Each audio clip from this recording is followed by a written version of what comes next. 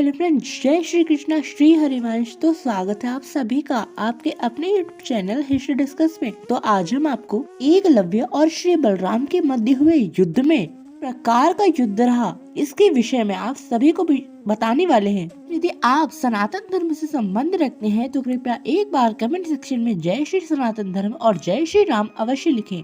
आइए वीडियो शुरू करते हैं। जय श्री राम। एकलव्य एक महान धनुर्धर था, परंतु आचार्य द्रोण ने उसके दाहिने हाथ का अंगूठा उससे दान में मांग लिया था। परंतु निषाद राज एकलव्य अपना अंगूठा दक्षिणा में देने के पश्चात भी एक उत्तम श्रेणी के योद्धा थे। वे जरासंध की सेना में एक सेनापति पद पे भी थे। यह घटना की संपूर्ण कहानी हमें हरिवंश पुराण भविष्य पर्व 98 अध्याय में मिलती है।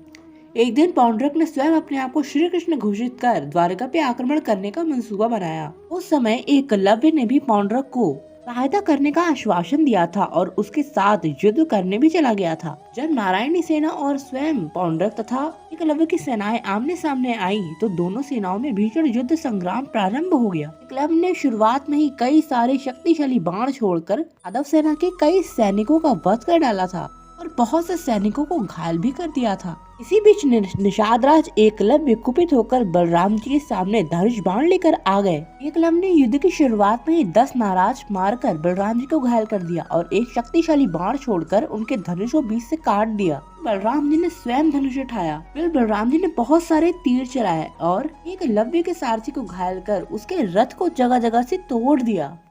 तदंतर क्रोध में भरे हुए एकलव्य ने एक शक्तिशाली तलवार लेकर बलराम जी की तरफ फेंकी और बलराम जी ने उस तलवार को अपने धनुष बाण से बीच में ही काट डाला। फिर एकलव्य ने एक बार फिर से एक तलवार बलराम जी के सारथी की ओर फेंकी, जो कि बड़ी शक्तिशाली दिख रही थी, परंतु बलराम जी ने उसे भी अपने बाण से बीच में काट दिया। इसके बाद एकलव्य ने एक बड़ी शक्तिशाली और दिव्य शक्ति को हाथ में लेकर बलराम जी की ओर चलाया, जिसे बलराम जी ने स्वयं ही अपने हाथों से पकड़ लिया। उसको पलट कर ही एकलव्य के ऊपर छोड़ दिया और बड़ा भयंकर सिंहनाद किया। अपनी शक्ति से प्रताड़ित होकर एकलव्य पृथ्वी पर गिर पड़ा। वो लगभग अधमरा सा हो गया था। एकलव्य के हजारों निषाद सहायक भी थे। एकलव्य की ऐसी स्थिति देखकर वे सभी बलराम जी की ओर टूट पड़े और अपने शक्तिशाली बाणों तलवार खड़ग आदि सभी का प्रहार बलराम जी के ऊपर करने लगे। के बाद क्रोध में भरे हुए बलराम जी ने अपना हल उठा लिया और हल तथा मूसल के प्रहार से सभी निषादों का वध करने लगे। आदिशेष बलराम जी के प्रचंड रूप के सामने कोई नहीं टिक पा रहा था। तदंतर कुछ क्षणों में ही बलराम जी ने सभी निषादों का वध कर डाला और जब एकलव्य ने यह देखा कि उसके सभी निषाद भाई मर चुके हैं, एकलव्य बहुत अधिक क्रोधित हो गया। उसने तुरंत ही गदा के साथ बलराम जी के ऊपर आक्रमण कर दिया और अपनी एक गदा का प्रहार बलराम जी के हाथ पे किया। इससे बलराम जी हल्के फुल्के घायल अवश्य हुए, परंतु फिर बलराम जी ने बलराम जी की ओर गदा लेकर दौड़ा और बलराम जी पर गदा का जोरदार प्रहार किया, परंतु बलराम जी गदा के प्रहार को बहुत ही सरलता पूर्वक सह गए। बलराम जी ने बहुत ही ताकतवर प्रहार उसके छाती पर किया, जिससे बहुत अधिक पीड़ित हो गया।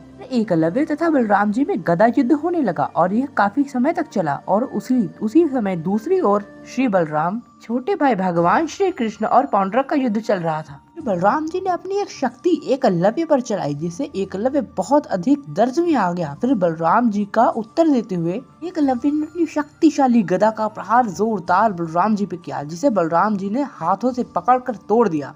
पश्चात बलराम जी बहुत अधिक क्रोध में निषाद राज एकलव्य के ऊपर प्रहार करने के लिए आगे बढ़े। एकलव्य बलराम जी से डरकर तुरंत ही समुद्र के अंदर कूद गया और 5 योजन दूर निकल गया। एकलव्य बलराम जी से इतना अधिक भयभीत हो गया था कि वो तुरंत ही समुद्र पार कर एक छोटे से द्वीप पे जा बसा और वहीं पे कुछ समय के लिए रहने लगा। यदि वो उस दिन बलराम जी से डर कर क्यों भागता नहीं तो निश्चित रूप से बलराम जी उसको मार डालते। कुछ समय बाद भगवान श्री कृष्ण स्वयं ही एकलव्य का वध कर देते हैं और मित्रों, इस युद्ध के मध्य में ही भगवान श्री कृष्ण पौंड्रक का वध भी कर देते हैं। तो इसी के साथ हमारा यह वीडियो यहीं पे समाप्त होता है। यदि आपको वीडियो पसंद आई हो तो कृपया इस वीडियो को लाइक करें, चैनल को सब्सक्राइब करें और हमें कृपया करके इंस्टाग्राम पे भी फॉलो करें। सनातन धर्म से संबंधित वीडियोस पाने के लिए हमारे चैनल से जुड़े रहें। तब तक के लिए आप सभी को जय श्री कृष्णा, जय श्री राम, हर हर महादेव।